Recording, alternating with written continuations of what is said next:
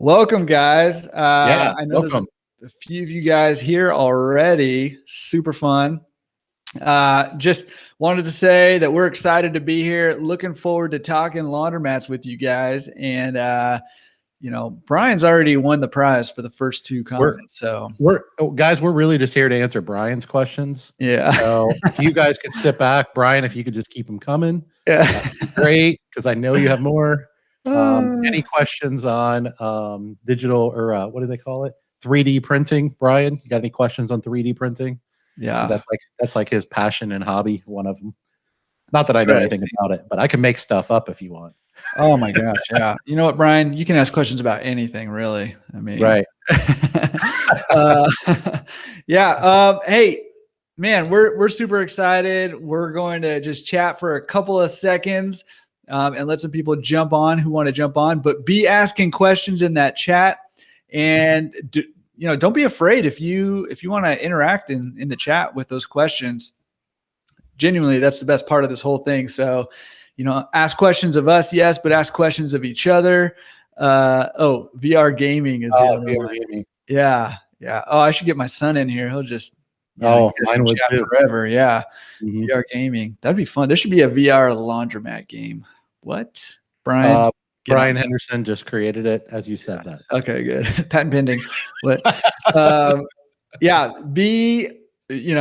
ask your questions in the chat, but also just be interacting with each other. Get to know each other. This is a place to talk about laundromats and stuff, but also Brian has his own fan club, Stacy.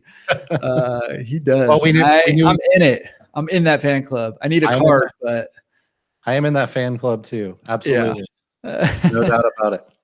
Yeah. Well, hey, before we jump in with these questions, so bring those questions in, ask them while you're here. But while we're just kind of waiting to see if anybody else wants to show up and ask some questions, why don't you tell people a little bit about what you have going on lately and what's going on with Laundromat Millionaire? Yeah. Well, first of all, I was on this really, really huge podcast recently. The guy called me and he offered me just a lot of money to come be a guest on his show, Laundromat Resource Podcast. I don't know if you guys have heard of it. I wasn't really going to do it, but looks like Steve Andrews is here. I wasn't going to do it, but the guy offered me so much money that I just rolling with deep pockets over here. I tell you what, those California bring in the best. Those California people, they all say that their prices are really low, but all I know is they're all rolling in it. They all got beach houses, and that's right. So anyway, but yeah, no, seriously. First of all, before I forget, because I have a terrible memory, I mentioned it on the Laundromat Resource Podcast. But guys, I have a Laundromat Millionaire private Facebook group. And I would love it if you guys would jump in there and join me. I know there's many other groups out there, and we should, be involved in those, figure out which ones work for you and don't. But I just want to throw a shameless plug out there. If you guys haven't joined that one, please do. It's just a community where we're trying to bounce ideas off of each other and support each other. So anyway, do that for sure. Real quick, maybe I can interject too while we're on the Facebook Steam train here. Just so everybody knows, if you are part of the Laundromat Resource page, awesome. Thank you for being a part of it. I actually have zero control over that Facebook page, and Facebook won't give it back. Still, since October, I've been trying to get my page back. I got hacked. It got taken away from me. So I don't know if you've tried to book a call with me on there or whatever, just know that I'm not receiving any notifications about that. So I just want to let you know, I am hopeful I'll get it back at some point, but just want to throw that out there. The good news is, guys, I'm the one that hacked it. My page is working just fine. So come on over to the Laundromat Millionaire page, because I'm going to leave it hacked for another 6 months. That's really a genius strategy. I like that. To see if I could grow my page, because it's the only way I can do anything. But anyway, no, seriously. So join my page. Don't join Jordan's page. Maybe someday he'll get out of Facebook jail. But if not, Joe Dan's here. Hey, Joe Dan. Joe Dan. But yeah. But so anyway, yeah, definitely. And then the other thing, obviously, I talked about on Jordan's podcast. Most of you probably saw me and my wife, Carla.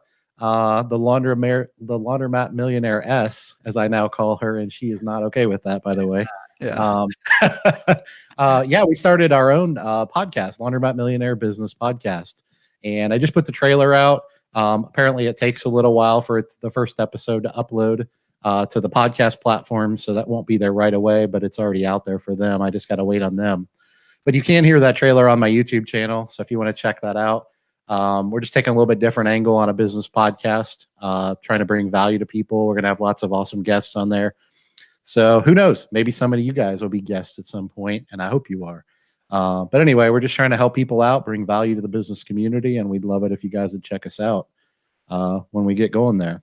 So anyway, yeah, exciting stuff. And I know Jordan Berry, if you've never heard of him, Laundromat Resource, he just passed the 20 million mark for podcast downloads, or was it 20 billion or 20 trillion? I can't remember maybe it was 20,000. But anyway, good things going on over there. If you guys haven't watched that podcast by now, where in the world have you been? Because it's been, it's been epic since show number 2. Like number 1, so. Show number 2, the place just took off like a rocket ship. Yeah. So anyway, true, actually, sadly for me and for you, just bragging rights up the oh my goodness. Yeah. Been and all my friends that have seen episode 2 of Laundromat Resource Podcast, go watch it like 6 more times, because I got a title. I'm trying to compete with all the other ones. For those of you that have been on the podcast, which is like half of you, in the comments section, don't go watch your own video. That's cheating. But anyway, go watch my video. There's big prizes for the winner. Big prizes. Yeah. Rumor has it he's giving away like streamers or I don't know, lollipops or something. But anyway, so guys, welcome. But yeah, Jim Evans wants to know where Brian Grell is. Yeah, you know what? We just figured that we just, he's just too big for us. Yes. He's too big for us, and it honestly just made me feel inadequate. So no. The reality is, when you have a show like this, guys, if you bring a guest on and they make you look bad because they're so smart, you got to learn from that. Just don't have a guest the next time. Be like, well, we look a lot smarter when it's just us 2 up here. Which is why I brought Dave back onto my podcast for the second time, to make me look a little smarter. Right. There you go. Well, hey, listen, we got questions rolling in. Yes, we do. Yes, we do. So let's, first of all, welcome everybody. We're super excited you're here. Cannot wait to talk laundromats with you. We got to start with Brian, because he came in hot with a couple questions. And the first one he asked, and this is, I think, probably not for just us. This is for the group here. So if you have a laundromat, Aaron, what's up? Welcome. And Umar, yes. Umar loved your podcast trailer. That's true. If you haven't seen the podcast trailer for Dave and Carla's podcast, Laundromat Millionaire Business Podcast, go listen to that trailer, because it's awesome. They're a ton of fun. But Brian's asking a question. I think it's for everybody. So if you have a laundromat, maybe chime in the chat over there. But he says, how do you handle repairs in your store? Do you have a technician on your staff? Do you use a distributor? Maybe an independent mechanic? Do you do it yourself? What do you do? And maybe, just so that we have something to talk about, Dave, what do you do? And what do you recommend people do, maybe at various stages in their laundromat journey? Yeah, well, I think that's, equipment repairs is one of those things that, the major repairs are more complicated, for sure. But the minor repairs, and even the, I don't know what you'd call them, the middle of the road repairs, those are something you can do yourself fairly easily. Doesn't take a, ton of knowledge and experience. Just semi-handy, some tools and, YouTube videos. A lot of times, manufacturers, you can call the manufacturers, and a lot of times they'll walk you through what parts you need and things like that. So, we're all in different places in our journey. And, if you're on a really tight budget, that's one place that, if you have more time than you do money, then that's something where, you can spend 2 or 3 hours, fixing something or learning how to fix something. And one of the good things about our industry is, we have a lot of repeat equipment. And what I mean by that is you tend to have 2, 5, 10 of the same machine. And so if you invest that time early on and you learn how to, let's say, replace a water valve, on a 20-pound, machine, then when you need to do that again, I mean, you have 10 of those. So there's probably going to be another time where you do that. And it shouldn't take anywhere near 2 hours at that point. So you're kind of investing in your own knowledge and expertise. And especially early on, that's a really good way to save money. But you're obviously sacrificing your time for money. So it depends on your situation.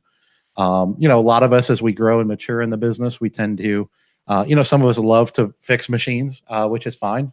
And if it's just something you enjoy doing, then by all means do it.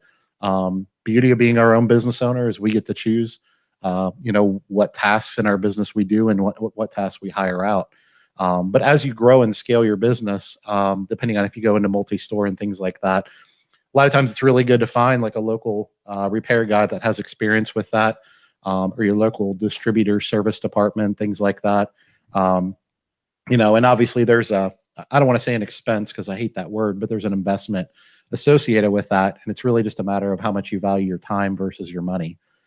So we all have to leverage those resources. But for me personally, when I first got into the business, I had my own full-time job for 5 years. And so all I really needed to do was my stores to break even. And so I used my equipment distributor from the very beginning for pretty much all repairs. My philosophy was if it takes me 15 minutes or less, then I'll do it myself. But if it takes more than 15 minutes, I wouldn't do it myself. And when I left my full-time job, I found myself with a little bit more time than money in the short term. And so I did some of the more moderate repairs myself, nothing major. And then within a few years, I'd grown my business to the point where I just handed everything off and I don't touch a machine anymore.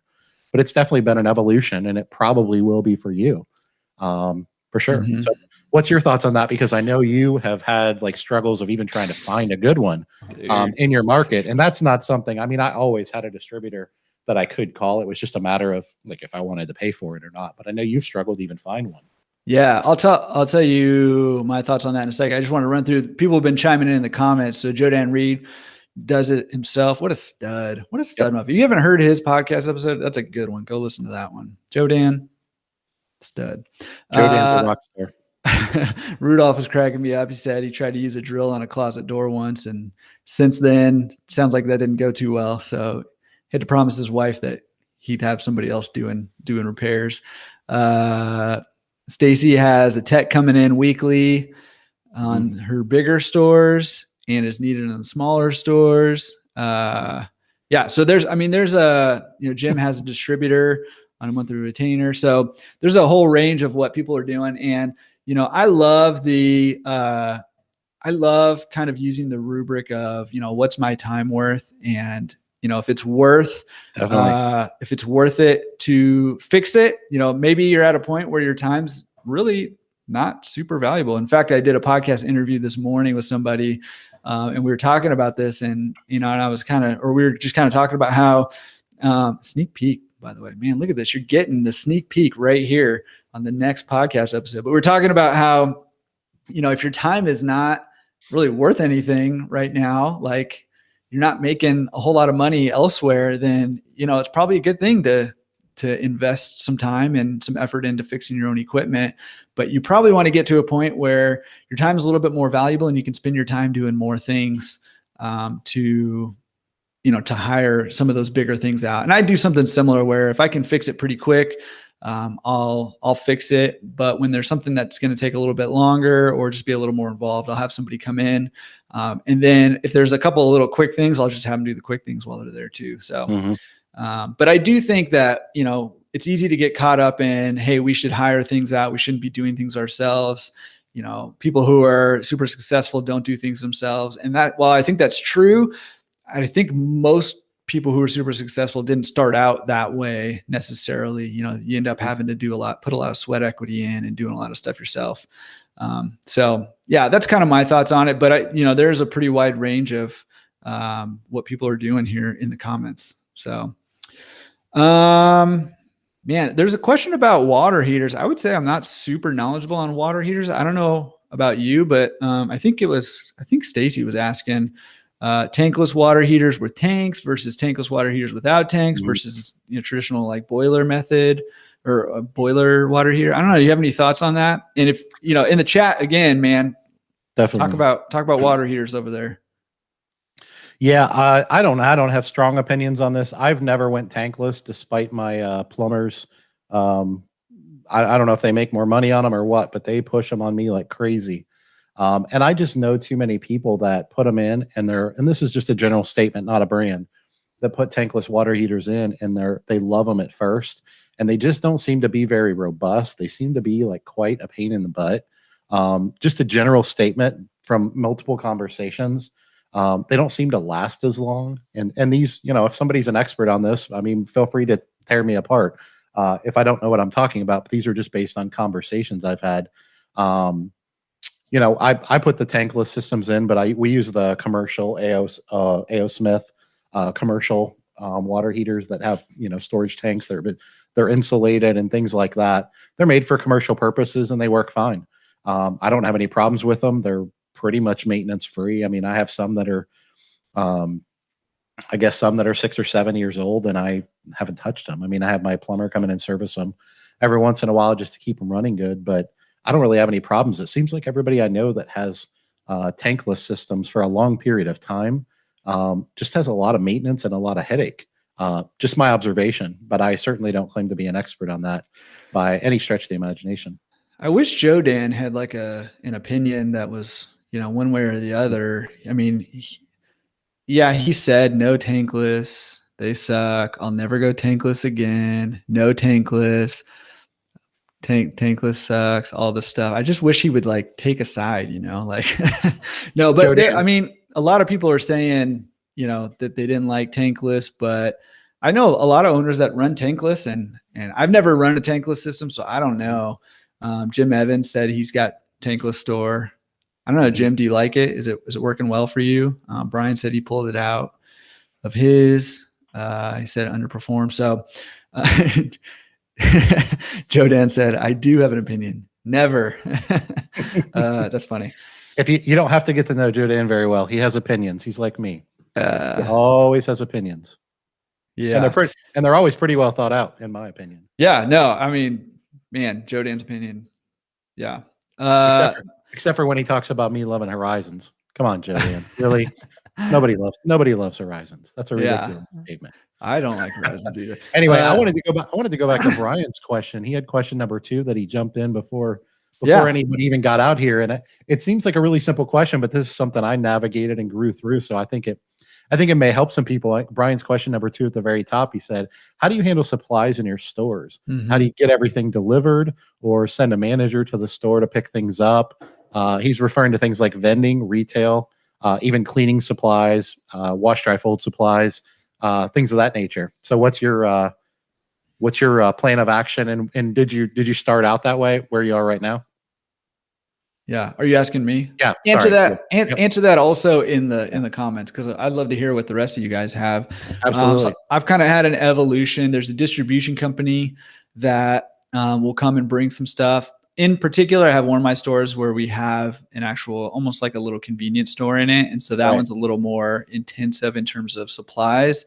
But yeah, so distribution, but also what is the what's the company that does like Tide and P&G? Yeah, P&G. Thank you. I don't know. I was drawing a blank. But they actually will bring their supplies. They'll come and deliver their supplies and have a little really shelf setup that they set up of their own shelving and stuff, and then they just make sure it's stocked.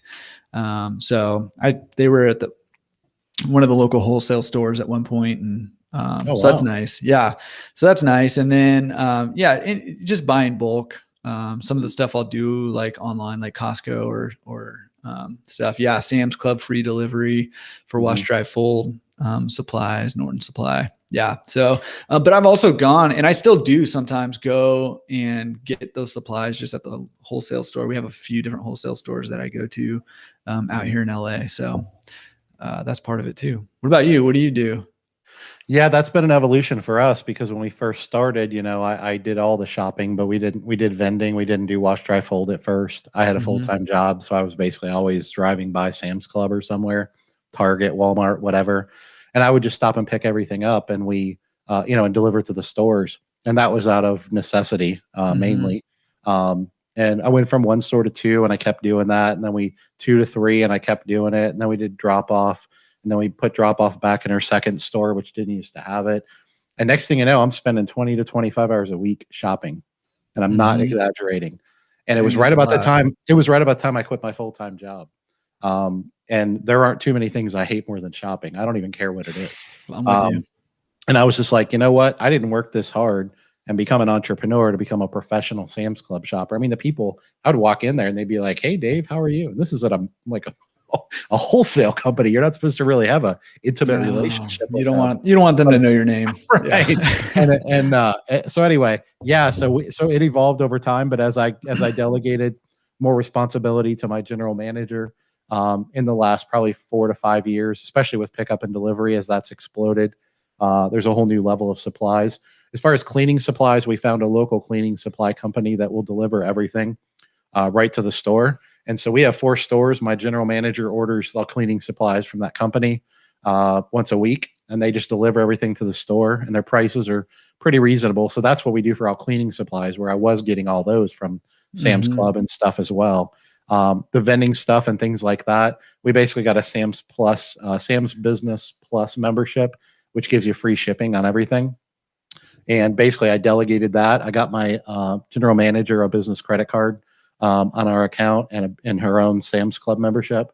And basically no one in my organization has been in a store other than maybe for a one-off in 3 or 4 years. We order everything online, some stuff through Amazon, most of it through Sam's Club. Like I said, our cleaning supply company delivers everything, vending supplies and things like that. We order, we set up a large account with Pepsi. So they deliver everything, but they have like minimum delivery amounts that, they won't deliver less than like 20 cases. And so early on, that wouldn't have made sense because we didn't have a big store and we didn't do a lot of volume. But basically what we do now is my general manager, who runs all 4 of my stores, she works primarily in our biggest location. And so she's responsible for, she reaches out to all of our individual store managers at each store once a week, and she gets a list from them as to their needs. And then she places orders, and our main store, which is where she works, kind of acts as our distribution center internally. And then, as you guys know, we have, 3 delivery vehicles and 7 drivers. And so she basically parcels that out from our store to the other 3 individual stores based on their orders. So everything runs through her. She orders everything online. Everything is shipped to the store, and it literally gave me my life back. And it actually ended up being probably cheaper. Definitely if you factor in my time, but probably cheaper because, all these companies are all kind of competing with each other and giving you all free shipping, and you can buy things online at the same price or sometimes cheaper than if you go into the stores. And so they're just all kind of hammering away at each other. And us, it's a matter of setting up business, systems and things like that, and putting processes in place. And, she and I did spend some time finding, the best prices on things, as long as they're apples to apples comparison. And we kind of keep a spreadsheet in our Dropbox file that we all share internally. And if she finds a better price on something, she'll just go in there and, she'll order it from there and change it on the list. And next time we'll order it from there as well. But it works out really well because each individual store manager basically does the ordering or organization and inventory for each store, and they just parcel that to her. She orders everything at once, and she just kind of parcels it out, and our delivery drivers just drop it off at that store when they're running a route in that area. So it's a well of a machine at this point, but it did take probably a solid year to really fine tune things, but it was life-changing from an organizational standpoint as far as multi-store ownership and things like that. Well, anything that is going to give you 25 hours a week of your life back is worth it. Yep. Whatever it is, whatever it is at all. I agree, but it honestly didn't cost us. I mean, it really, our costs didn't go up. They might've even went down a little. Yeah. Well, there's a lot of really great ideas flowing in the chat. The ones that I saw pretty consistently, themes coming through is Norton's and cleaner supply coming up over and over and over. So check that out. Amazon, Sam's Club, even Target, ordering some stuff online. So, being creative, but I love the not going in. Brian Henderson giving you props. Love it. I think it's good. And I think it's good talking about how you're working your system for your multi-store stuff too. Steve Andrews also mentioned might be interesting to those of you guys who have inventory to keep track of. He says he uses an app called Sortly, Sortly. I don't know it, but he says it's not a bad little app. So definitely worth checking out. I'm going to go check it out after this. I wrote it down. I am too. On my handy dandy notebook over Yep. here. So Sortly, check that out. Steve, thanks for that recommendation. Speaking of Steve, and speaking of your systems in managing your inventory and ordering and all that stuff for multiple stores, Steve wants to know, what are some tips that you have on scaling, going from one to multiple stores? Which is an awesome question, I think. Man, that's a big question. I mean, that's Huge. a big, not sure where to even start with it. So, well, let me start here. I'll start. Yeah. You formulate some genius thoughts over there, and I'll just say some of the obvious stuff while you're putting together the genius, right? Okay. So number one is, take care of what you got first, right? And Steve, I know you're nailing this. So, but for everybody else, including myself, like take care of what you got first and work on getting the things in place that you're going to need for multiple stores. Get them in place for your first store, right? If you have one store, work on nailing your customer service, work on nailing your cleaning systems, and work on nailing your job descriptions down. Work on, just all the basic fundamentals. How are you making sure that your equipment is up and running?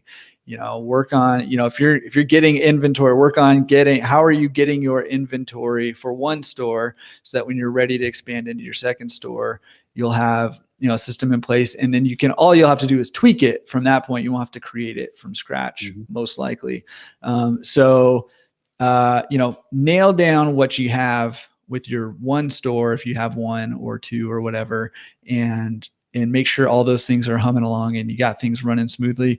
One of the worst things I think you could probably do is have a store that you're not really managing well, and then try to expand into more stores that you're also not going to manage well, because your problems will just compound at that point. So make sure you're running things well for your first store if you got one, and then worry about going into the next one. And figuring out how to do that, I brought in a genius to explain some of those techniques or tricks or tips, and that is Dave Menz. Tell him how to do it. We got a genius in the house, because I know it ain't me. Yeah, so I don't want to take up too much time on this, because this is a pretty big question. But yeah, I mean, a lot of what Jordan said really all of what Jordan has said is true. The thing I would say is, and this is just speaking from my own personally and a lot of my clients that I try to help with this kind of stuff. Whatever system you have in place, make sure that it's a machine, like it's a process. It's well documented. Everybody understands what it is. And just like I constantly preach in really every aspect of our business, always be looking to improve that. Don't ever get, I don't want to say lazy, but don't ever get comfortable with your systems that you have just because that's what you have. Because that's when people say, well, that's the way we do it, because that's the way we do it. Well, it's been 8 years and the world has passed you by, and now everything is delivered for free. But because you didn't want to figure out how to order something on Amazon, you're wasting 25 hours a week of your life. So you absolutely, when it comes to, multi-store ownership, the best way I know to say it is you have to have systems in place that allow you to scale. If that's your intention. And I'm a big believer in preparing, in all of my mindsets and being 2 to 3 years out. So where do I want to be in 2 to 3 years? What does that look like in 2 or 3 years? And how do I get from where I am right now? Because a perfect example is I could go from 4 to 8 stores. And when it comes to operations, I'm not saying we can't always do things better, because we can, but everything that we do right now is scalable from 4 stores to 6 stores to 8 stores. But it was not the case from 1 to 2 to 3 to really even 4. When we got to 4, that was when we got really overwhelmed and said, all right, what we've been doing for the last 5 or 6 years, it just isn't cutting it anymore. And one of the things that really opened my eyes, and I know not everybody's in this situation, is when we started pickup and delivery. Because when we started pickup and delivery, all of a sudden I had these options, because I was now a logistics business and I had delivery trucks and I had drivers. And if they were going to go pick up or drop off laundry, what was to keep them from picking up or dropping off 6 cases of Mountain Dew from one store to the other store. And so that was kind of what spurred the thought, is we were still doing things kind of quote unquote old fashioned. We hadn't really upgraded our systems as we went from 1 to 2 to 3 to 4. And that's why I was working 25 hours a week. And between looking at this delivery system and having a van in the driveway with drivers, and me having all these other things going on with pickup and delivery and all this 4 stores, it was like, I have less time than I have now, but why am I spending all this time doing this? And then I'm ambitious. I want to continue to grow. So that was what spurred the thought of, okay, what am I going to do for the future? So it's really a matter of putting people and systems in place. And I know I'm speaking broadly, because this could take 90 minutes to answer this question, but putting systems and people in place, and then delegating. As we didn't always have a store manager in each store. We had a store manager that ran 3 stores at one point. And so when we added a store manager for one of the other 2 stores, it was like, all right, now all the responsibility she's been doing as store manager now delegated to you. And then let's look at those things and see, what can we do better now? And then instead of having a manager here 10 hours a week by 4 stores, now you're here 40 hours a week. Well, if you're going to be here 40 hours a week, what are things that you can do more efficiently? Because I'm not going to be here 40 hours a week. That's not what this business looks like moving forward. And so it just, you start looking at things like, well, could we have things delivered? Yeah, I'm glad they brought up Norton Supply and Cleaner Supply. We absolutely wear those people out, for sure. And that's an incredibly valuable resource. But if you realize you're out of trash bags and didn't order any, well, you do what you got to do. You jump in your car, you go get some trash bags, and then you order, an inventory. Another thing we did when we got our 4th store, because it's our biggest store by far. And like I said, we kind of use it even to this day, almost like a distribution center, is we started over ordering, and we wouldn't do it on things that would spoil. But things like Tide powder and bounce sheets. And you can almost order a 4 or 6 month supply of those things and not really have to worry about them going bad. And we started doing that, but you have to have the room for it. And then obviously you have to be willing to invest the money, because you're tying up money, cash in inventory. But it makes those things much more simpler when a store or an employee needs something and you have that inventory versus, we just used our last box. Our philosophy is now, and we do a lot of wash, dry, fold and a lot of vending and stuff. Now our philosophy is, if we get less than 5 of anything, that's an emergency. That's a problem. And my attitude was, even if it's just a box of Tide or a case of pop or whatever, my attitude was pretty simple. It's like, hey, we have 4 stores. What if they all 4 called you today and needed garbage bags? Well, we can't ever put ourselves in that position. And I was actually really glad that we did that with the whole COVID situation and all the supply chains breaking down, because of how much wash, dry, fold we do in our stores. And we had, there was a time we had 40, 50 boxes of Tide powder in the back, and we couldn't get Tide for several weeks, probably over a month. And we were really starting to get panicky. And it was turning into, you guys know we had shortages and stuff. And it was turning into, I'll go to Walmart and get 2, but they'll only let you buy 2. Okay, well, I'll go to this Walmart and get 2, and this Walmart and get 2, and this Walmart, just out of pure necessity, because the whole world was shutting down the supply chains. Yep. But you don't want to ever be in that position if you can help it. Yeah.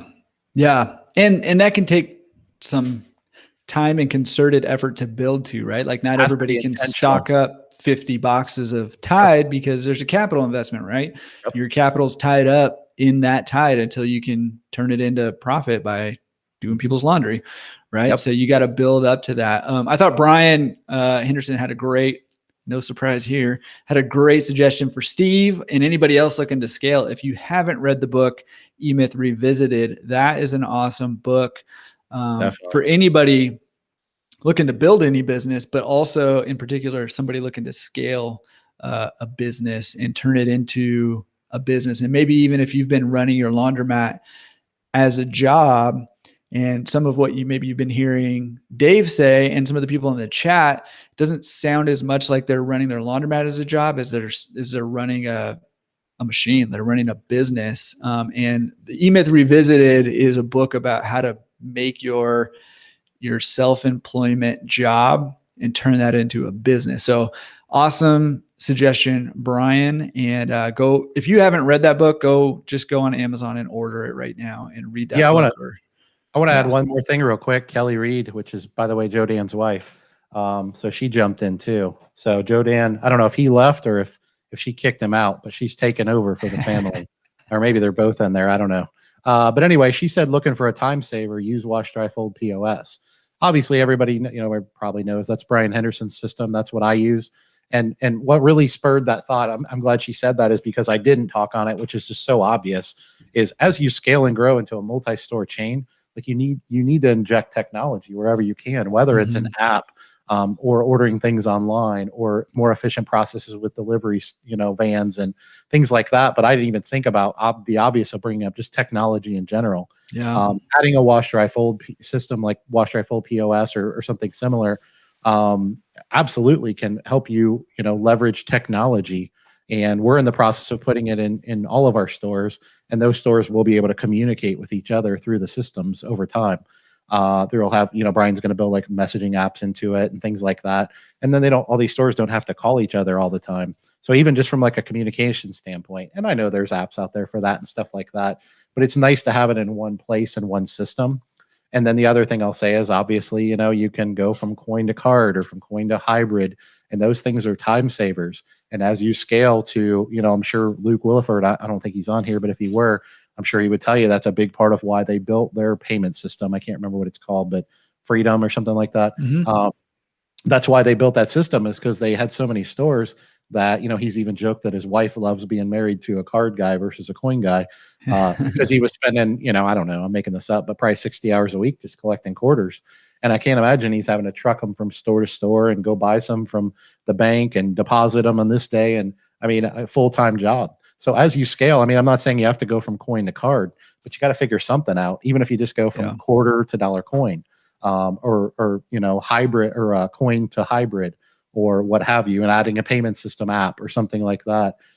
Those are all part of scaling your business and being more efficient with your time and with your resources and energy. But those things do take investments. When I talked about the supplies, I said it didn't really cost me any more. Well, a big part of scaling is, you may end up making a little bit less per store than you would if you just had one or two stores. But if you put in the right systems and technology and things like that, then you can be in a situation where this, like I am, I mean, I could go from, like I said, 4 to 8 stores without really blinking an eye at this point. And if you have ambitions to do that, then that's the type of business you should build. If you don't have ambitions to do that, then what you're doing, if it ain't broke, don't fix it. So anyway, I just want to bring that up because she brought up Wash, Dry, Fold POS, which is a great system, but just in technology in general, if you're wanting to scale, that's important. And I know from talking to Brian Henderson, that's a part of why he created Wash, Dry, Fold POS for their own family laundromats, is because they were scaling from 1 to 2 to 3, and he was having those problems, and he didn't see systems in the industry that could serve their needs, and so he created it out of necessity.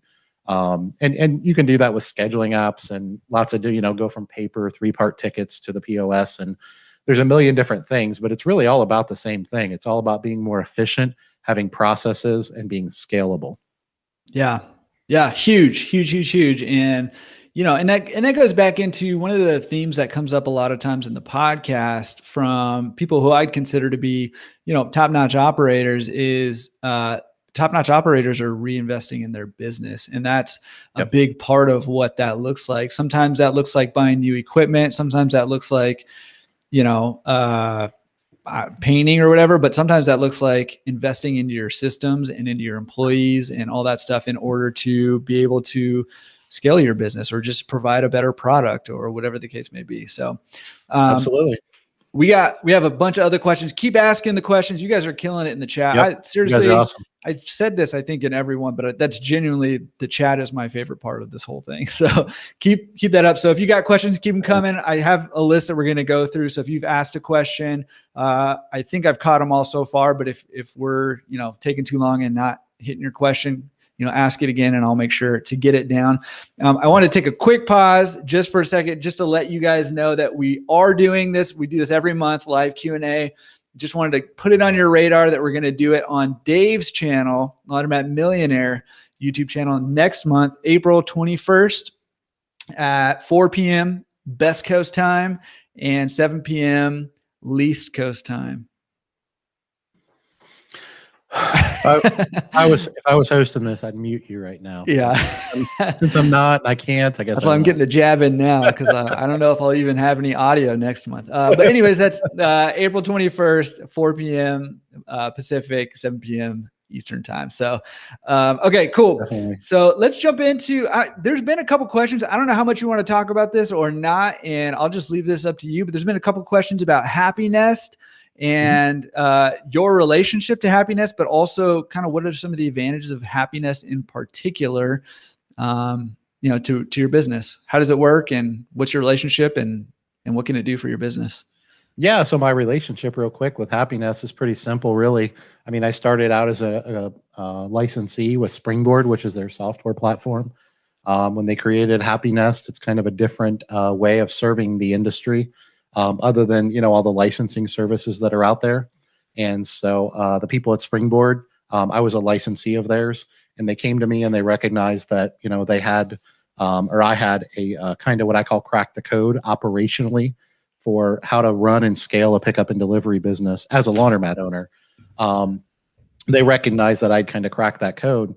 And so they asked me to kind of come on and be part of the team.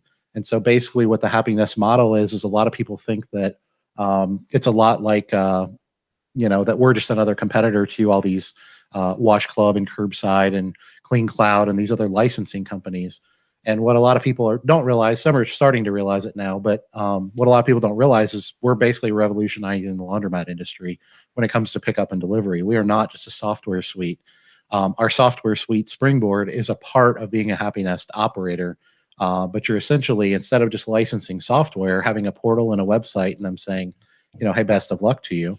The HappyNest model is a true partnership with a team in Rhode Island, and obviously I'm in Cincinnati. And essentially what you get with that is you get the software platform. We do all the marketing in-house. We have a digital marketing team that works in-house with the team. We provide all of the ad spend, so you're not spending any of your own money on trying to promote, especially a new brand and things like that. We all share the HappyNest brand, which is kind of the idea behind that is we're building a national brand that hopefully we're all operating at a really high premier level. All over the country. Right now, we're in about 45 or 50 markets and growing. And then it also includes a customer service aspect. So we have a call center in Rhode Island where we do all the customer service. So for your pickup and delivery customers, if you're running your own pickup and delivery business, those calls have to come to you or to someone in your team, where we have a call center that handles all the online chat, all of the text messaging with customers, whether they have problems or questions, all the new signups, if they need to change something on their account and they don't want to do it themselves on the app. And then we can take phone calls and they can call into the call center and speak to our customer service agents. And so it takes all of that off of your hands as a local operator and kind of frees you up. And then the last component to being a HappyNest operator is kind of me and my team in Cincinnati. And basically what we do is they brought us on as kind of one of the legs in the stool, if you will. And we provide full training. So the HappyNest team flies you into Cincinnati or drive, depending on where you are. You train with my team for a couple of days. We teach you how to launch pickup and delivery from scratch. And then everybody knows I do consulting. Basically, I have a national consulting contract with HappyNest. And so I train, coach, and mentor all of the HappyNest operators operationally as they grow and scale their business. And so they have kind of unfettered access to me as a mentor. And all of these services are part of the HappyNest partnership. And so they don't pay individually for these things. And then it's essentially a revenue sharing model where we share the revenue that comes in as a percentage of the revenue. We process all the credit card payments. So the corporate office in Rhode Island processes all the credit card payments. And so the 3 or 4% expense of doing something like that is absorbed by our team, and it's part of the value proposition that we bring to the market. And so really quickly, the answer to the question is HappyNest is a partnership with an existing team of roughly 30 people that have, combined, I can't even imagine, probably 50 or more years experience in the laundromat pickup or laundry pickup and delivery business. And so the idea behind it is just like any partnership in life, the sum of all the parts are stronger and able to accomplish greater things at a quicker pace than they could be individually. So the idea is, since a local laundromat owner like me and yourself can can scale the business much quicker. We're freed up because we're not dealing with customer service. We're not dealing with technology. We're not dealing with marketing. We don't have to deal with finding marketing companies and ad spends and strategy. That's all handled for you. And then, of course, as you scale the business, you run into some brick walls along the way that can really make a big difference in whether you can continue to grow or whether you kind of crash and burn, operationally speaking. And so our partners are kind of freed up to only focus on logistics and processing of the laundry. And we teach them how to do that in a very efficient way so that they can do those things even with a revenue split. And we can do that in a way where they still have a very similar profit margin left over if they follow the model. So a lot of people see it as kind of a franchise. It's not legally a franchise. It's a revenue sharing partnership. And what I tell people is the main difference in a revenue share and a revenue share and a franchise is with a franchise, they kind of lord over you.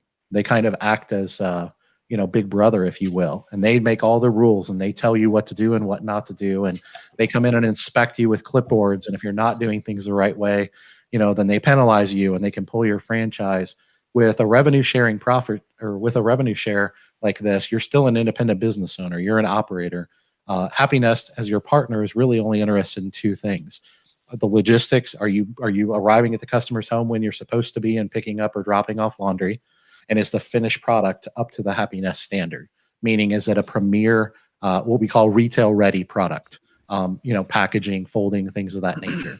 As long as the operator can execute on those things, then at the end of the day, you're fulfilling your obligation as a partner. And then obviously, we have accountability. We at HappyNest have accountability to the partners.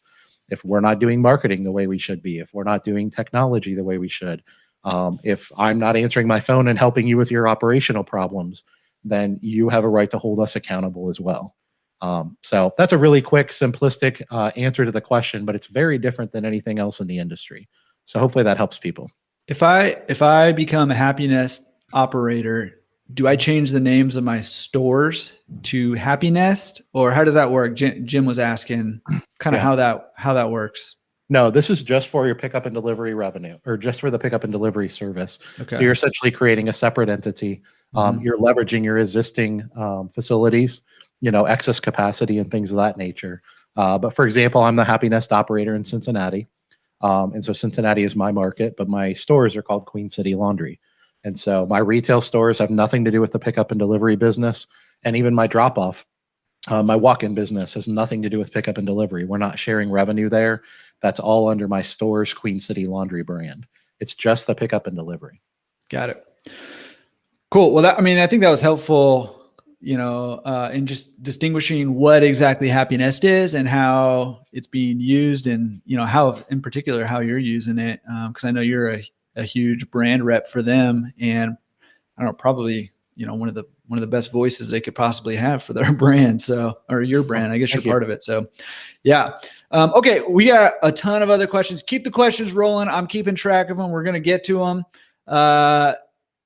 Somebody asked way back when, I forget who it was now, but the safest way to remove cash from the store, do you need to use armored services? I'll just jump in on that. My laundromats are in rough neighborhoods. If you like 90s rap, pretty much everybody in 90s rap is rapping about South Central LA. That's where one of my laundromats is, just rough neighborhoods. I don't use armored vehicles. I collect during the day. And I do take precautions, but I've not saying that this doesn't happen ever, but I've never had an issue while collecting cash. But I do take precautions. I have, attendants out while I'm collecting. So there's more than one set of eyes, happening. And I keep my head on a swivel. I'm paying attention to what's happening around me. You want to be aware. I don't, flash money around or anything like that. In particular, bills, when I'm, taking bills out of changers and stuff, they go right into, like a canvas bag. So, I'm not flashing money around, those kinds of things. But, generally speaking, I collect when people are there. My attendants are out from behind any counters or anything while I'm collecting, and just, casually just talking to people, but keeping an eye on things with me and for me. And, knock on wood, I haven't had any problems. And I know that it does happen, but you want to be smart about it. But generally speaking, you should be okay. The other thing that I think is generally said is don't keep a routine. Just collect it various times so nobody can kind of stake you out and plot something on you. But yeah, I mean, what do you have to say about that? We don't use an armored car. I did look into it. It was a little Kelly. pricey. We did look into it. It was a little pricey. And we just don't do enough of our, I mean, we're in the suburbs of Cincinnati. So, we're not like these super high volume stores. And to be honest with you, it's security is something that I'm comfortable with. And I, once again, not to say somebody couldn't, hurt me. I'm not invincible or anything like that. But when my experience has been, just as a general rule, that thieves are usually looking for what they perceive to be easy targets. And I don't think that people that know me or don't know me, to be honest, wouldn't probably perceive me as an easy target. But I think you made a lot of great points. If you maybe are a smaller individual, or you're not a ninja or something like that, that wear a ninja outfit. Maybe that could wear help. a ninja outfit, the Karate Kid thing on. No, I'm just kidding. I think this is actually an awesome point. And I don't know if they meant to talk about security in general, but I think it's worth discussing, because you mentioned a lot of things like, guys, you can, you may not be trained in martial arts, or you may not be a big, strong guy or healthy or whatever. But the reality is there's still a lot of strategies involved. You mentioned not pulling out cash, and I don't know what your changers are like, but I mean, one of the investments we made,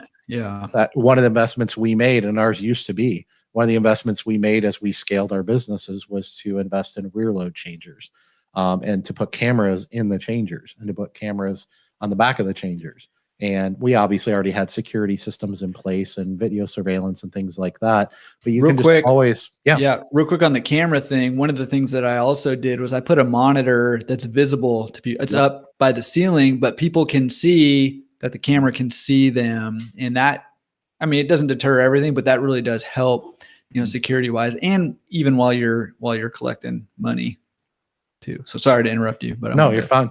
Yeah, I mean, you talked about things like just basic awareness, and I think a lot of people take these things for granted. But it's amazing if you just kind of, like you said, keep your head on a swivel. A lot of people want to go in and collect when the store is dead. There's no one in there, or in the middle of the night, even though the store is open. I've never really understood that, because that goes against everything I've ever been taught regarding security, which is there's a power in numbers. So I try to collect when my stores are busy. I collect during the day. I collect when there are attendants on duty, which our stores are attended now, but they weren't always attended. And so I've never really understood the whole, like, I'm going to go in at 3 a.m. when nobody's there. Like, if the bad dude does come by, like, it's kind of you and him, where he's probably not very likely. Once again, the bad guys are typically looking for, when it comes to security, they're typically looking for easy targets, meaning people by themselves and people that are unarmed, and, so on and so forth. And so there's a power in numbers of just collecting in a busy store. And you do get a little more of a pain in the butt, because you always get these people that are gawking at your quarters and your dollar coins, and, man, you make a lot of money. And, I mean, if you get comments like that, but you just learn to kind of overcome them and move on. But from a security standpoint, I think it makes all the sense in the world. And then the other thing I'll tell you is, when it comes to the cash, I mean, you either need to have some type of pretty substantial security system at your home, whether it's a vault or different things like that, or you need to collect and count in a back room at your store and take it immediately to the bank and deposit it. It's not something you want to carry around with you for 3 days, and you don't want to take home and just put in the closet. If you're going to, depending on your system and how you're going to handle your money, you need to have systems and processes in place for these things that, minimize. You can't eliminate risk and security, but you can minimize it. Are you ready for the tip? Like, this is the tip that you're not going to hear anywhere else. Blow my mind. It's going to revolutionize your life, right? Here's the tip. Hire Jordan to go with you. No, this is it.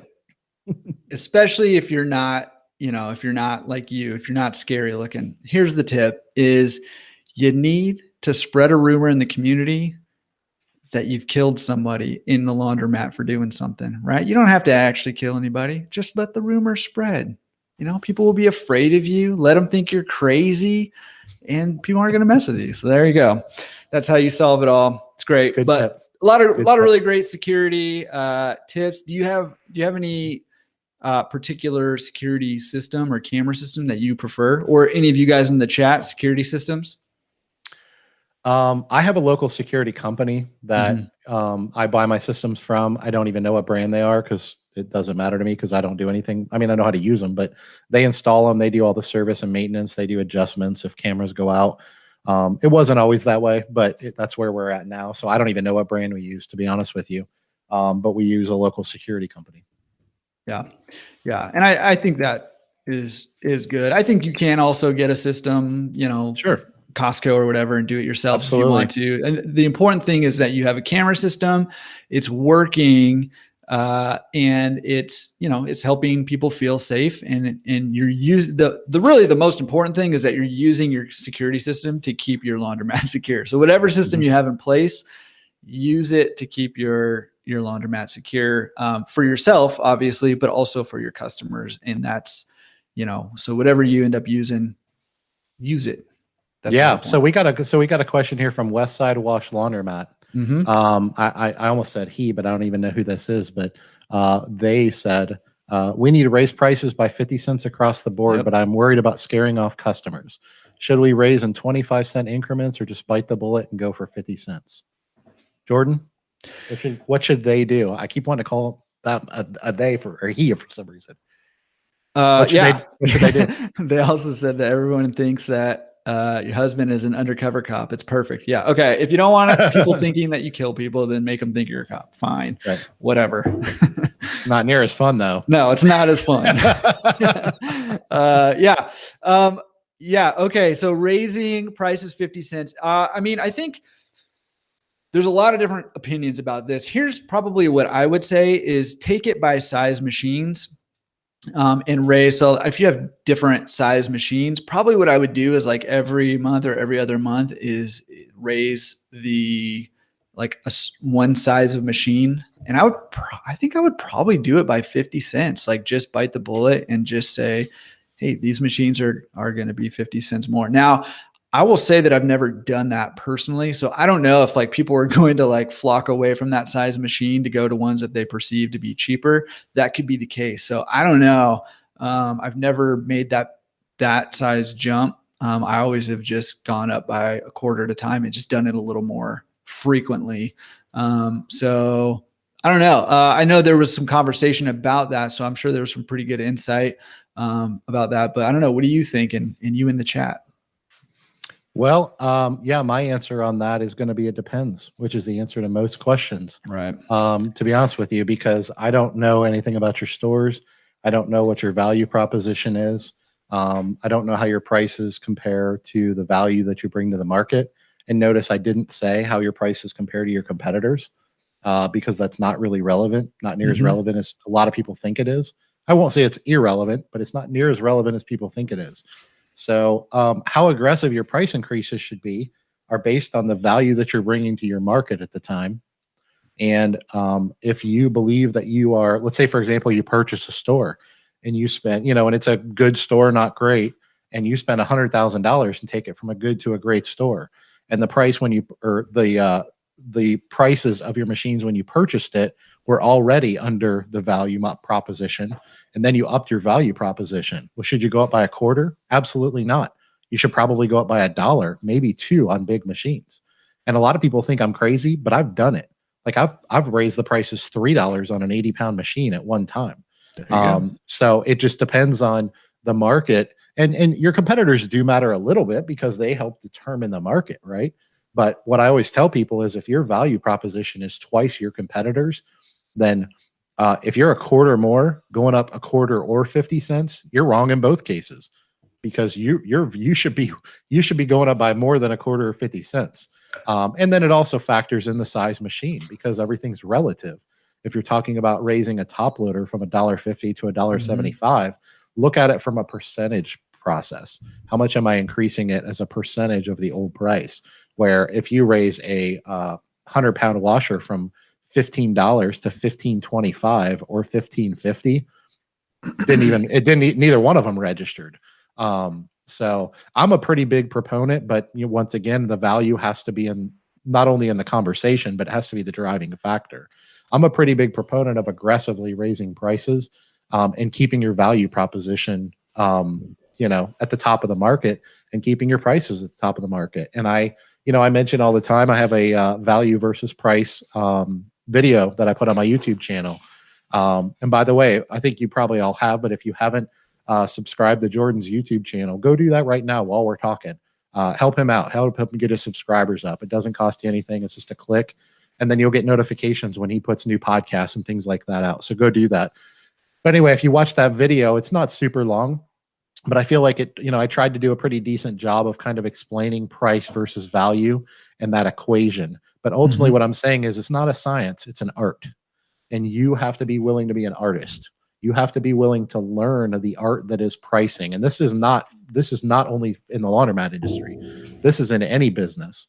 And you have to be willing to put in the time and effort to do that. And if you don't want to step up your value game, that's fine. Just find your value proposition in the market and make sure that your prices are commensurate with the value that you're bringing to your local market. And keep an eye on that, stay on top of that. Because one of the hardest things it is to do is if you get behind in pricing, it can be harder to catch up because then you have to be more aggressive. And if you can be more aggressive because your value is much higher than your competitors, then by all means, I forget the exact question. He said something, I just called him he. It's a she. Said something about, is it? Okay. So sorry about that. She, but anyway, said, should be worried about scaring off customers. That's a whole different conversation. Should you be worried about scaring off customers? If your store is offering the lower value proposition in your market and your prices are the middle of the road and you take advice from Dave Menz and you say, I'm going to do an aggressive price increase. Well, now your prices are not commensurate with your value proposition. So should you be losing customers? Yeah, you should be worried about scaring off customers because those two things are not balanced properly. But if you're on do you have a gong in there? Like what in the world? That was my fault. Sounds like you're hitting a gong. Anyway, sorry. Squirrel. Anyway, right. But anyway, so hopefully that helps you a little bit. But go to my YouTube channel, Laundromat Millionaire. There's a video there called Value versus Price, and hopefully it'll help you to understand what I'm rambling about when I say the art that is pricing. And just look at your value proposition, and then if you're gonna reinvest, if you're due for a price increase already of let's say a quarter 50 cents, but simultaneously you're spending $100,000 in renovations or new equipment or whatever, then you can absolutely get away with a more substantial price increase. So it's really not about quarter 50 cents. It's about price, or it's about value proposition in the market, and it's about a percentage of the size machine versus the price of that machine. So hopefully, I don't know if I did a good job answering that. Oh my gosh, so good. So good. I love that perspective. And I think it's super valuable. No pun intended, because you're talking about value versus price, but seriously worth every penny that I just paid for that advice. Do we want to tackle the $15 minimum wage debate right now?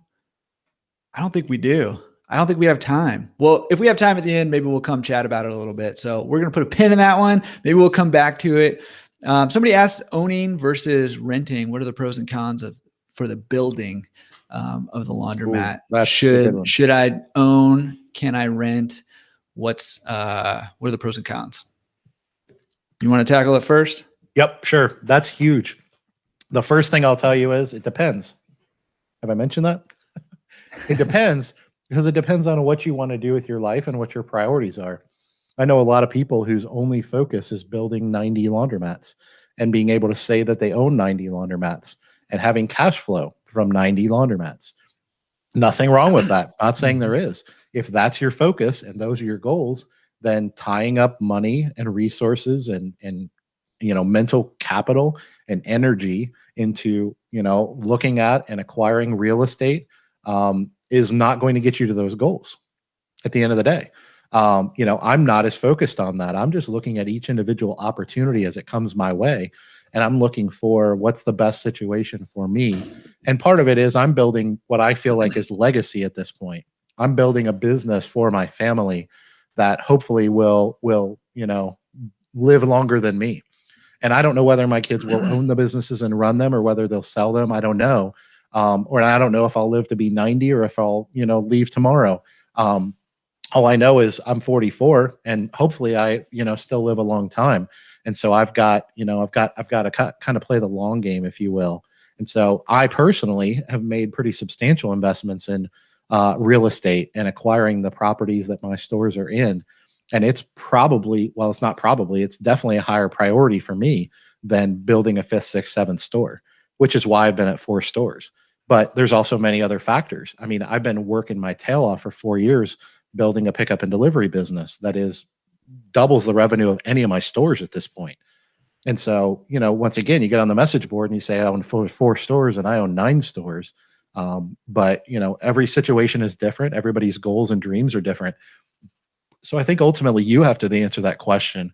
If you're asking my personal opinion and what I do, when I first got in the business, purchasing real estate is especially quality real estate, is not necessarily an easy thing to do, especially when you're just starting out. But to be able to leverage something like a rundown zombie mat, or a free laundromat, as they call them, or what have you, those are easier things to do to build cash building or cash flowing assets. And as what I've chosen to do is focus the first 5 or 6 years on building cash flowing assets. And then as I've grown those cash flowing assets into new revenue streams like pickup and delivery and things like that, now all of a sudden I have all this cash flow, and I'm not sure what to do with it. And so I'm choosing to reinvest a substantial portion of that cash flow and the equity that I built up in my businesses into a real estate portfolio. And so could I have 8 or 9 stores, but lease all of them? Yes, I could. I would rather own 4 stores and own the property that they're in. But that's just my personal opinion. Doesn't mean it's right, wrong, or indifferent. That's just what I choose to do. And now I'm in a situation after 10 or 11 years where I can kind of do both. I just acquired am acquiring one of my competitors. We're under contract and we're purchasing the real estate and the business itself. And so, I always tell people, I'm like, that's like kind of like buying 2 or 3 laundromats at once, because I'm purchasing, there's the gong again. I'm purchasing I'm just messing with you. But anyway, so I'm purchasing the real estate. It also has a car wash attached to it, which is a different business for me. The building, and then we're building out, it's maybe by far my crown jewel, as far as my store, and I'm going to own the property that it's in.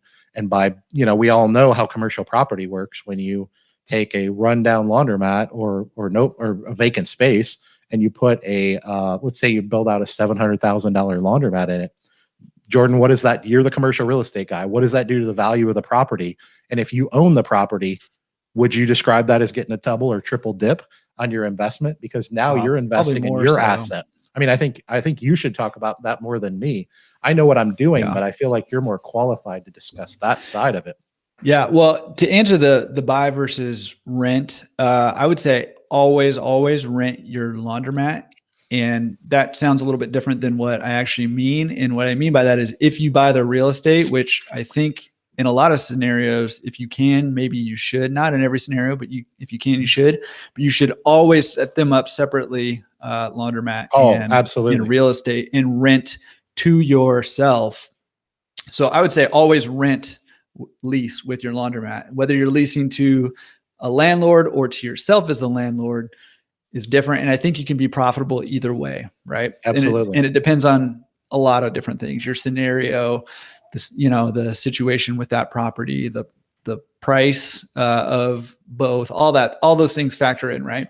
But one of the things that's really interesting about laundromats valuation versus real estate valuation, laundromats are valued, ish on a multiple, let's say, 4 to 5 multiple of, so even if we take a 5 times multiple, when you have real estate with it and you can improve your laundromat and put in a nice laundromat and you can charge a lot of rent, every dollar of rent that you can increase from your real estate to your laundromat, every dollar is worth, probably around 20, sometimes more than that, dollars worth of equity in your property. So it makes a lot of sense to redo a laundromat and charge it a healthy rent, because it dramatically increases the value of your laundromat. I have an old video on YouTube about that. You do. I was just going to say that he has a great video, but real quickly, can you give like a hypothetical example of what you just said? 100,000 to 200,000 or what have you? Yeah. So let's say you have let's say you have a property that's worth, let's say you have a laundromat that, is worth 100 grand. And you charge, your rent is, I'll just use round numbers, 25,000 for a year for your rent, right? Well, let's say, it does a little bit better and you can, you improve the business and you end up being able to charge it, $30,000 a year instead of that 25,000. Well, your rent increase is actually going to decrease the value of your laundromat because it has, more expenses, right? So your net operating income might go down some because your rent is more, but it's going to go down at a much slower rate than your property. So, because you've added $5,000 a year worth of rent to your property, well, if it's at, commercial properties valued based on a cap rate, right? And so depending on the cap rate, it could be 5 or less if you're here in like LA, it could be 10. But let's say, at a 10 cap, you're going to increase the equity in your property $50,000, right? For that $5,000 worth of income. So that's $50,000 worth of equity that you've built in your property. But really, you haven't really lost or gained any money. You've just moved it around. You've moved it from your laundromat into your property. So the cash flow is still the same, but your equity position has gone way up in the property and your equity position in your laundromat maybe has gone down a little bit. So your net equity gain is going to be something like 35 to 45, somewhere in there, $1,000, depending on how it all flushes out. So that's where it can be really, really valuable to own the property, as opposed to just leasing the property. Yeah, and there's a lot of other advantages too. Yeah, very well said. And sorry to put you on the spot. Didn't mean to do that. The other thing I'll add too is obviously everything we just talked about is the caveat is that you own both of them. You can't, if you own both of them, you can overinflate your rent and pay your real estate whatever you want. But at the end of the day, if you go to sell it and you're charging yourself 50%, on rent, and that's not a fair market rate, right? Then nobody's going to buy your asset, So, I mean, as long as you own both, I mean, nothing can keep you from manipulating. But at the end of the day, if you try to sell either one of them, like your buyers, for the most part, they're not dumb. And so they're going to realize what you're doing. But if you're only selling the business and not the real estate, or you're only selling the real estate, not the business, or what have you, those factors having to come into play too. So it still needs to be a fair market rate, but you can definitely go on the a little bit more aggressive side of that, for sure. Totally. A great explanation. Yeah. So there's a bunch of questions. We're getting shorter on time. I'm going to refer. Yeah. So somebody asked about great card systems. There's a lot of great conversation that happened in the chat around card systems. So I'm going to let that kind of be there. So scroll up, check out the comments for the card systems. And then there's a couple of questions that are, how to find a store, how to value a store, those kinds of things, which I think are great questions. I'm going to refer you to every single week. I'm doing a webinar. You can go on laundromatresource.com, sign up for, it's a free webinar. It's every single week. It's live. I'm doing them live. And I'm answering those questions. And a lot of the webinars, not all of them, but a lot of them are for newbies who have these specific questions. Tomorrow, they're every single Thursday. And even if you can't make the time, sign up for the webinar and you'll get a replay of the webinar. So if you can't make that time and interact real time, you can still, watch the webinar. Tomorrow, we're going to talk about how to analyze a laundromat deal and how to value it. And then we'll talk a little bit about how to find them too. So if you have those questions, I'm going to send you to laundromatresource.com. Right at the top of the page, sign up for that webinar and we'll get those questions answered. And we do a little bit of a live Q&A at the very end too, and you can ask questions throughout. So for the newbies, who have those questions, sit tight for one more day and come join us at that webinar, and we will get to those because I have some great answers for those. Let me see. Man,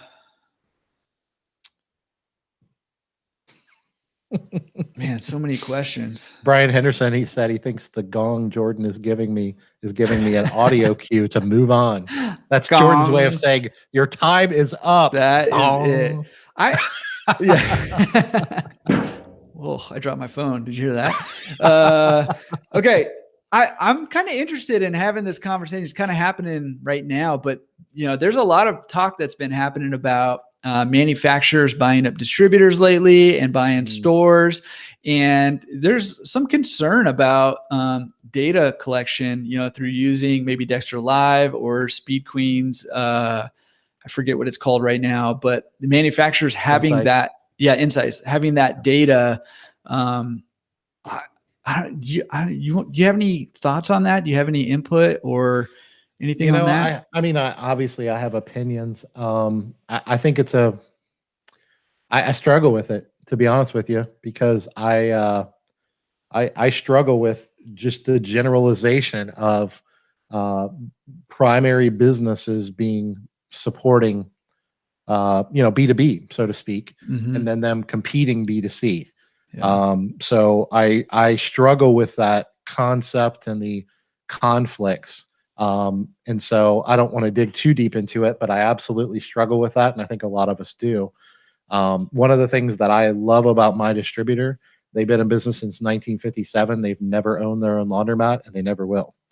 Doesn't make them a good distributor, bad distributor. It's their personal decision.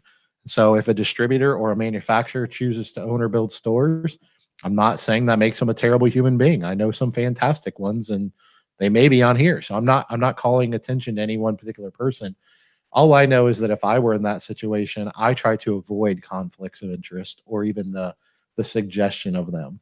And so I would shy away from that. And as a end user, as a laundromat owner, I'm not going to say, I try not to make decisions in a vacuum. So I'm not going to say that I would never use a distributor that owned a store, because that's not true. I'm not going to say that I would never buy equipment from a manufacturer that was building a franchise, because that's not true. But what I really ultimately getting harder and harder to do. It is. Well, it is. I mean, if not impossible by now. I don't know. One of the things I believe is they're all going to do it, and there's nothing we can do about it.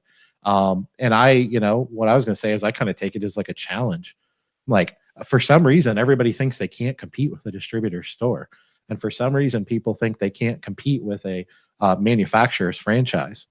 And I got news for you. You can, and you should, because there's, and I don't want to we're running out of time, but you absolutely can. So don't believe that you can't. And if you aren't able to right now, then maybe you need to call me or Jordan, because you absolutely can. It just may mean you got to step up your game and do things a little differently than you've been doing them in the past. So don't believe for 1 second that you can't compete. When it comes to payment systems and then having access to our information, that's a whole different level of uncomfortable, if you ask me. But at the end of the day, aside from, truth and honesty and character and things like that, I personally make all of my decisions on what products to use based on what I believe is the best product on the market, obviously for my customers. And so if the best product on the market comes from a manufacturer's payment system, then that's what I'm going to use, even though I may feel uncomfortable with the fact that they are having access to some or all of my data, because I'm not going to use a subpar product over I don't know if paranoia is the right word, but a concern of what they may or may not do with that information. And I know if any of their reps or manufacturers were on here right now, they'd be screaming to the high heavens, we don't even have access to that. I don't disagree. They'd be defending themselves, and I'm not attacking them.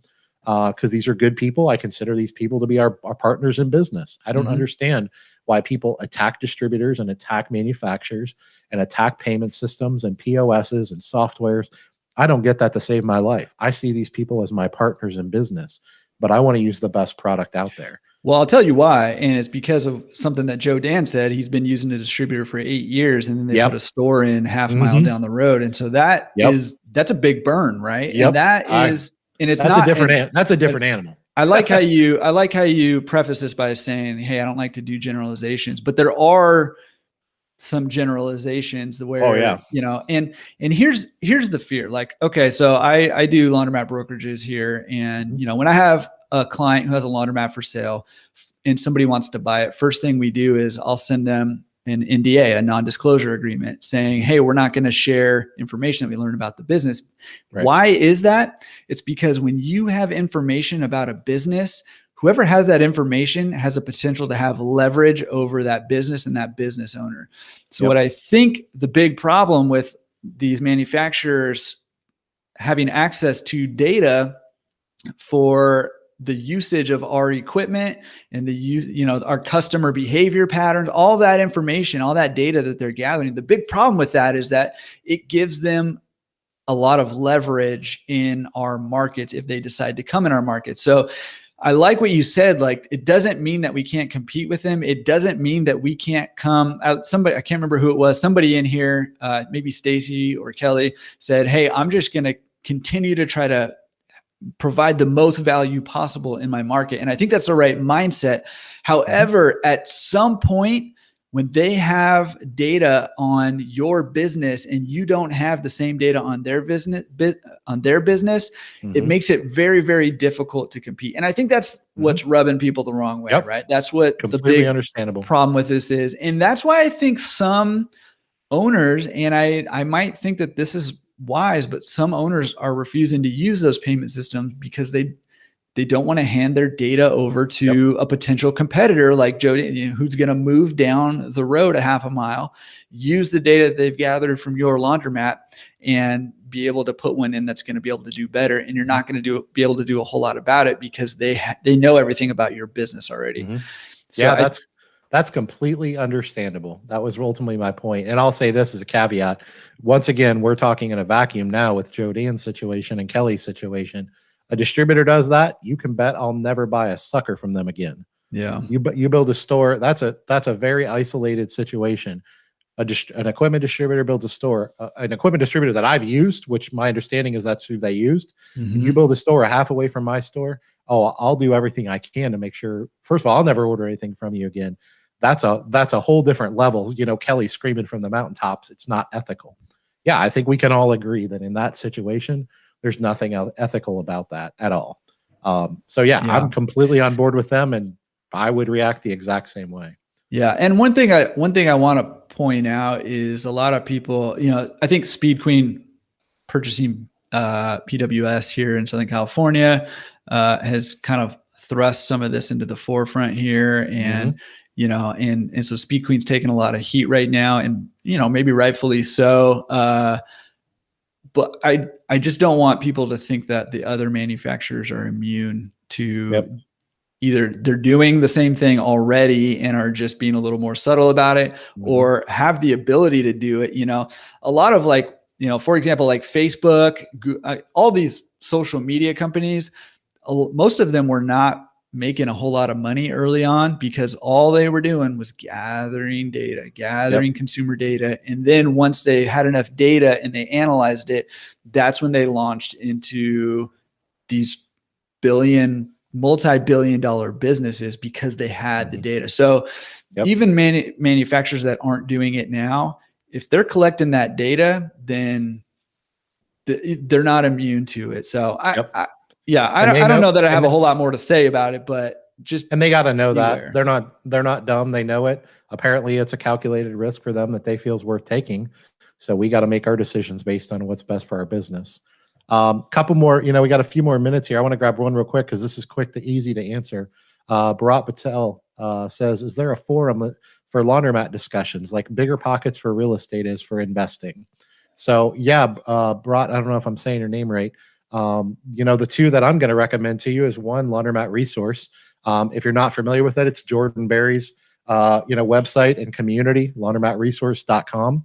I believe it's laundromatresource.com/forums. Did I get that right? Okay. So he has an online forum there. You can go in there. It's totally free to use. A lot of good discussions in there for sure. There's several different Facebook groups. The CLA has a forum. You have to pay for that if you're not a member. And then I have a my brand, Laundromat Millionaire. I have a private Facebook group that you can just request to join, and I'll approve. Just go on Facebook, in the search, type in Laundromat Millionaire, and it'll pull up my private group, and just request to join. And all of those have, every group has different mixes of people and different conversation. I think they're all good groups. But I would recommend Jordan's. I'm in it a lot, and I think it's fantastic on Laundromat Resource, and he's bringing a lot of great stuff there. So you're going to want to support the business that he's building over there, so that he can continue to serve the industry. So super quick question there. So we can maybe squeeze in one or two more. Do you have anything? I know you got notes galore over there. Yeah, I mean, there's a ton of questions. I mean, we could talk about grand opening promotions, drop-off lockers. I mean, there's a bunch of questions that we could tackle. You want to talk grand opening promotions just for a second? Yeah, grand opening promotions. So, I'm not going to pretend to have a ton of experience with this because I haven't built new stores. I'm building one right now. I guess you call it a new store. And so our plan with that, and I understand that we're not all in the situation I'm in right now today. There's a lot of little things you can do that really go a long ways, like giving away balloons to kids and free pizza days and things like that for parts of grand openings. You can do story time with reading kids books. There's a lot of, obviously, you can do different promotions, free dry, free wash, half off wash, those types of things, which are all powerful to do. But I'm going to speak from like a big picture perspective, because from our grand opening, really what you're trying to do is you're trying to break someone's habits. And research shows that it takes 3 times to break their habits. And so getting them into your store once with for whatever reason, I see a lot in our industry, people run grand opening situations, have clowns and stuff like that, which is all great. And they'll do it for like a Saturday. I don't understand that, because I'm not sure that there's much traction to be gained there. Is it better than doing nothing? Well, yeah, I would say it is better than doing nothing, but I've never really understood that. This is just my perspective. From a grand opening perspective, like, you got to break people's habits, whether they're using apartments, they're using mom and dad's washers in their basements, or, they have an apartment laundry, or a laundry room in a trailer park, or whatever the situation is. You got to break that habit. Getting them into your store once shows that for most people, that's not going to break their habit. You got to get them in there 3 times. So I'm a big fan of, for my store, when I open it, we're going to do free wash for a month. Every washer in our store is going to be completely free for an entire month. And can everybody do that? No, it's a substantial investment. And not everybody can do that. But that's the type of mentality you should be looking for when it comes to grand openings, is how can I do things? And it could be free wash every Tuesday for a month. I mean, there's a lot of different things you can do.